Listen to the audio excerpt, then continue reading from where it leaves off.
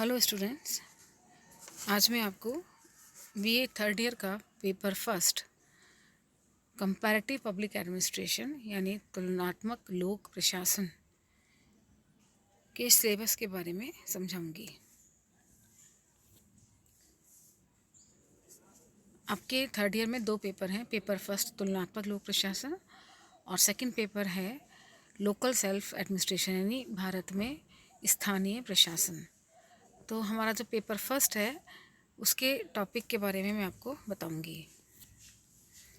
पहला चैप्टर आपका आएगा तुलनात्मक लोक प्रशासन। इसका अर्थ, प्रकृति, क्षेत्र और महत्व। इसमें हम तुलनात्मक लोक प्रशासन के इस चैप्टर में हम उसके अर्थ को समझेंगे।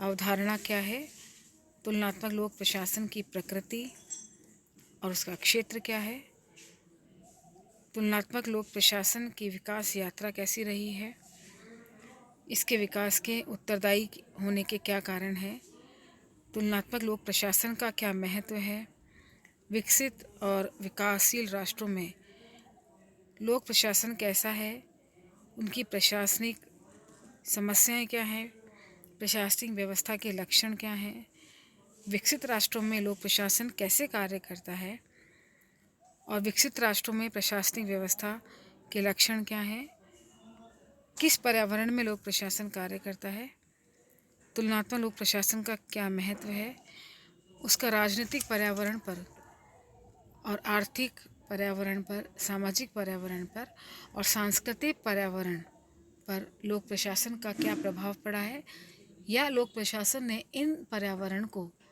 कैसे प्रभावित किया है। इस सब की जानकारी हमें तुलनात्मक लोक प्रशासन के अर्थ, प्रकृति, क्षेत्र और महत्व में समझने को मिलेंगी। उसके बाद हम पढ़ेंगे अध्ययन के विभिन्न उपागम, यानी कि तुलनात्मक लोक प्रशासन के अध्ययन के क्या क्या तरीके हैं, इसके बारे में हम जानकारी ग्रहण करेंगे। हमारे 4 उपागम हैं। पहला है संरचनात्मक प्रक्रियात्मक उपागम, जिसमें हम संरचना और कार्यों के बारे में जानकारी लेंगे और इसका आलोचनात्मक पहलू को भी समझेंगे। फिर आता है व्यवहारवादी उपागम, इसकी क्या क्या विशेषताएं हैं, क्या क्या मान्यताएं हैं, इन सब बातों की जानकारी लेंगे। इसके बाद तीसरा उपागम आता है हमारा विकास प्रशासन उपागम। इसको भी हम समझेंगे, इसका आलोचनात्मक मूल्यांकन भी करेंगे।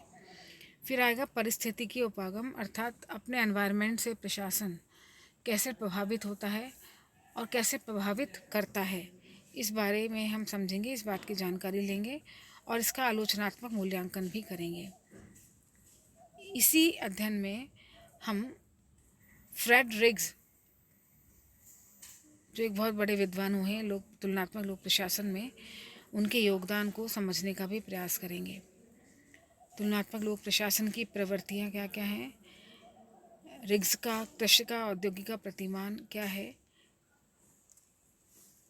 इस चीज़ की जानकारी भी, इस विषय की जानकारी भी हमें इस अध्ययन में करने को, इस चैप्टर में करने को मिलेगी।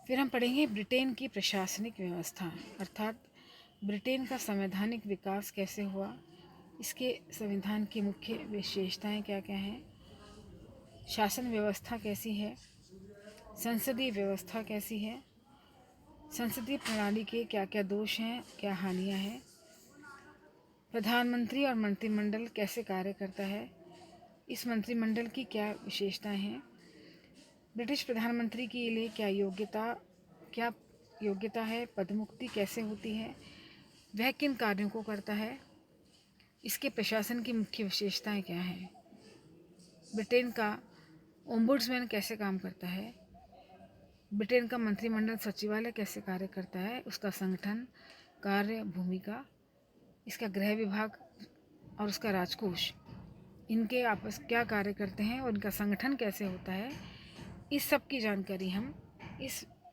चैप्टर के अंदर लेंगे। फिर आता है संयुक्त राज्य अमेरिका की प्रशासनिक व्यवस्था। इसमें हम अमेरिका के संवैधानिक विकास को समझेंगे। अमेरिकी संविधान की मुख्य विशेषताओं क्या हैं, इसकी जानकारी लेंगे। उसकी शासन व्यवस्था, अध्यक्षीय शासन प्रणाली, उसके गुण और दोष क्या क्या हैं, राष्ट्रपति के लिए क्या योग्यताएं होनी चाहिए, उसका कार्यकाल, उसका निर्वाचन कैसे होता है, उसको कितना वेतन, कितने भत्ते, उसकी क्या क्या उन्मुक्तियां हैं, राष्ट्रपति के पास क्या शक्तियां हैं, वो किन कार्यों को करता है। साथ ही अमेरिकी राष्ट्रपति की भारत के राष्ट्रपति के साथ भी तुलना हम करेंगे, जिसमें हम उसकी समानताएं और असमानताएं दोनों को ही समझेंगे।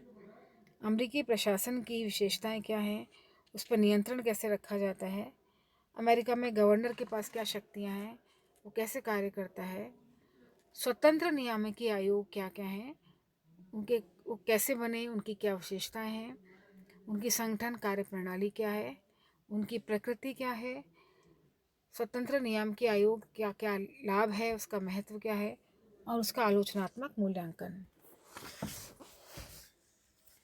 फिर हम समझेंगे फ्रांस की प्रशासनिक व्यवस्था।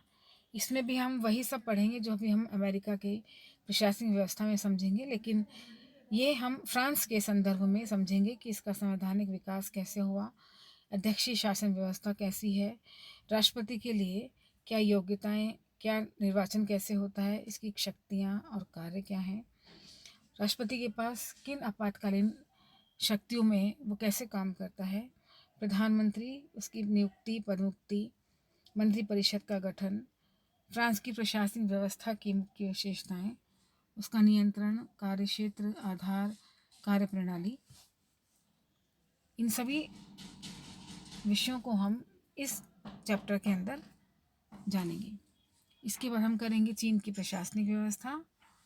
उसके बाद हम करेंगे नेपाल की प्रशासनिक व्यवस्था, नेपाल का संवैधानिक विकास कैसे हुआ, नेपाल के संविधान की प्रमुख विशेषताएं क्या हैं, नेपाल की प्रशासनिक व्यवस्था कैसी है, और दूसरे देशों के साथ इसकी तुलना करेंगे। अंत में आता है आपका स्वीडन में ओम्बुड्समैन, इसकी विकास यात्रा कैसी रही, इसका चयन, कार्यकाल कैसा होता है, वेतन भत्ते क्या हैं, कार्यक्षेत्र में कैसे काम करता है, इसके पास कार्यप्रणाली और शक्तियां हैं। स्वीडन का जो ओम्बुड्समैन है और भारत में लोकपाल या लोक आयुक्त की संस्था के साथ हम इसकी तुलना किस प्रकार कर सकते हैं। ये सब चीज़ें, ये सब विषय आपको इस चैप्टर में पढ़ाए जाएंगे।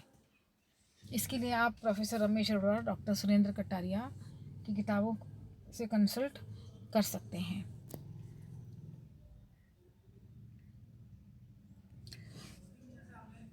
अगले चैप्टर में, अगले समय पर मैं आपको तुलनात्मक लोक प्रशासन का अर्थ, प्रकृति क्षेत्र के बारे में विस्तृत जानकारी हम प्राप्त करेंगे।